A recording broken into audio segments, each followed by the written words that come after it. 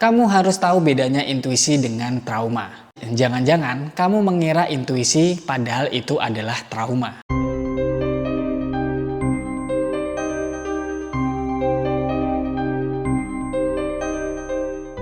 Pernah nggak sih kamu merasa yakin banget bahwa keputusan yang kamu ambil itu berdasarkan intuisi? Kayak, pokoknya aku ngerasa orang ini nggak bisa dipercaya. Atau aku harus menjauh dari situasi ini. Tapi gimana kalau sebenarnya itu bukan intuisi, tapi trauma lama yang nyamar jadi perasaan hati? Hari ini kita akan bahas gimana trauma masa lalu bisa mempengaruhi cara kita merasa, menilai, bahkan memutuskan sesuatu tanpa kita sadari. Sebelum kita masuk ke penjelasan lebih dalam tentang bedanya intuisi dengan trauma, klik like dan subscribe karena episode ini bisa bikin kamu mikir 2 kali tentang intuisi dan trauma. Segmen pertama, bedanya intuisi dan trauma. Pernah nggak kamu merasa dapat suara hati yang nyuruh kamu ambil keputusan cepat? Kadang kita yakin itu adalah sebuah intuisi. Padahal bisa jadi itu trauma yang nyamar. Bedanya begini. Yang pertama, intuisi biasanya muncul dari pengalaman, pengetahuan, dan pengamatan yang udah nyatu di alam bawah sadar. Dia seperti peta internal yang membantu kita membaca situasi. Yang kedua, reaksi trauma. Reaksi trauma adalah respon otomatis dari pengalaman menyakitkan atau mengancam di masa lalu. Dia bukan peta, tapi alarm darurat yang berbunyi bahkan ketika nggak ada bahaya yang nyata. Cara merasakannya juga berbeda. Yang pertama, kalau intuisi, datangnya itu tenang, jelas, nggak terburu-buru, rasanya kayak klik gitu. Logis tapi tanpa banyak kata.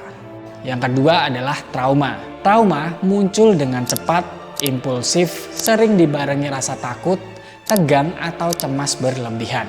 Masalahnya, tubuh kita merespon keduanya lewat sinyal yang mirip. Detak jantung yang berubah, nafas terasa berbeda, muncul dorongan untuk bertindak, dan itulah kenapa kadang kita susah membedakan mana yang benar-benar suara hati dan mana yang cuma gema di masa lalu.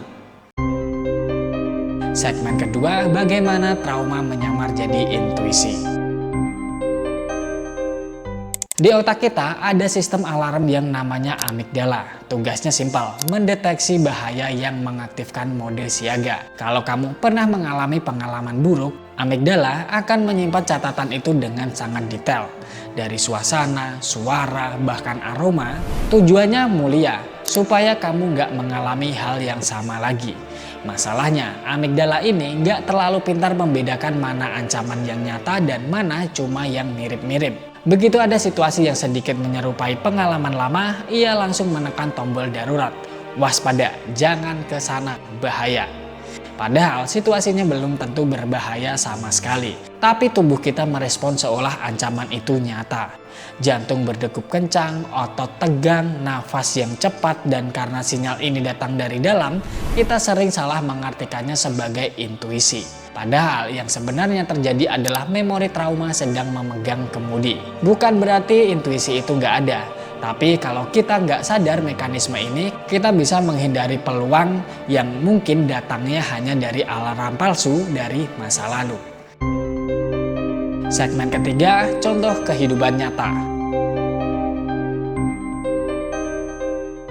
Bayangin, kamu pernah disakiti sama pasangan yang manipulatif. Bertahun-tahun kemudian, kamu bertemu orang baru. Dia ramah, perhatian, bahkan bikin kamu sangat nyaman. Tapi ada satu gestur kecil.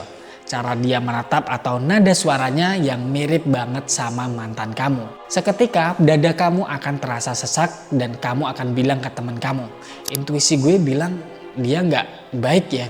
Padahal yang terjadi, mungkin itu bukan sebuah intuisi. Tapi otakmu sedang memutar ulang potongan memori lama yang menghubungkan ke situasi sekarang. Contoh lain, kamu pernah dipecat secara tiba-tiba. Sejak saat itu, di kantor baru, setiap alasan memanggil namamu, jantung langsung berdebar kencang. Padahal dia cuma mau bilang, kerja kamu bagus. Reaksi ini bukanlah peringatan dari masa depan, tapi gema dari masa lalu. Dan seringkali gema itu terdengar begitu meyakinkan. Sampai kita nggak sadar kalau kita sedang menghindari bayangan dan bukan sebuah ancaman yang nyata. Segmen keempat, cara membedakan intuisi dan trauma. Kadang kita nggak sadar, kita bilang ini firasat, padahal cuma luka lama yang teriak. Nah, ada 3 cara sederhana untuk ngecek mana yang benar. Yang pertama, perhatikan emosinya. Kalau itu intuisi, biasanya rasanya tenang tapi jelas. Kayak lampu hijau yang nyala di dalam kepala. Kalau itu trauma, rasanya panik, takut, atau marah. Emosinya meledak, bikin kita pengen bereaksi dengan cepat. Yang kedua, cek buktinya. Tanya ke diri sendiri, ada fakta baru yang mendukung perasaan ini? Atau cuma bayangan masa lalu yang muncul? Kalau nggak ada data yang konkret, kemungkinan besar itu memori lama yang lagi terbangun. Yang ketiga, kasih jeda sebelum bertindak. Intuisi itu tahan banting, dia tetap ada walau kita tunggu. Tapi trauma biasanya melemah kalau kita ambil waktu buat tarik nafas, berpikir dan melihat situasi dari jarak yang aman. Dengan 3 langkah ini, kita bisa lebih peka membedakan mana suara bijak dari dalam dan mana suara luka yang minta dilihat. Segmen kelima, penutup.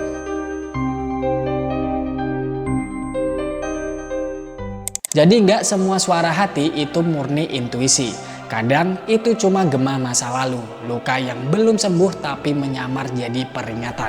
Mengenali bedanya bukan cuma soal psikologi, tapi juga soal kebebasan.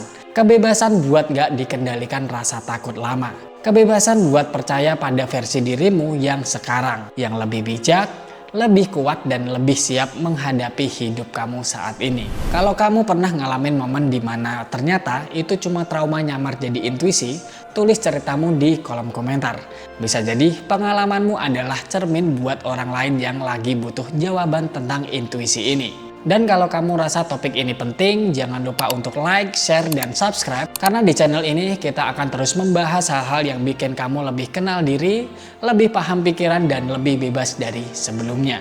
Jadi itu aja untuk teman bercerita hari ini. Semoga konten ini bermanfaat, entah untuk didengerin saat makan, menjelang tidur, atau mungkin bisa menemani teman-teman yang lagi kesepian di luar sana.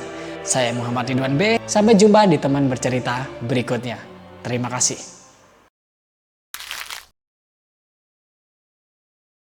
Welcome to ShowThink Indonesia, where creative ideas meet cutting-edge technology.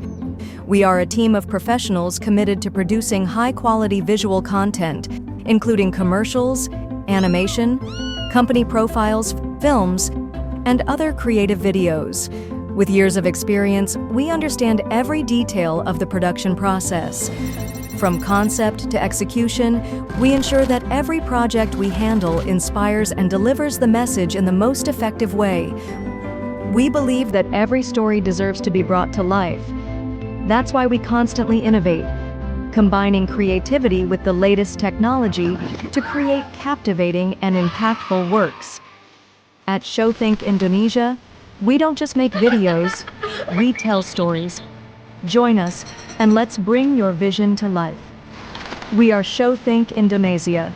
Keep growing and getting stronger.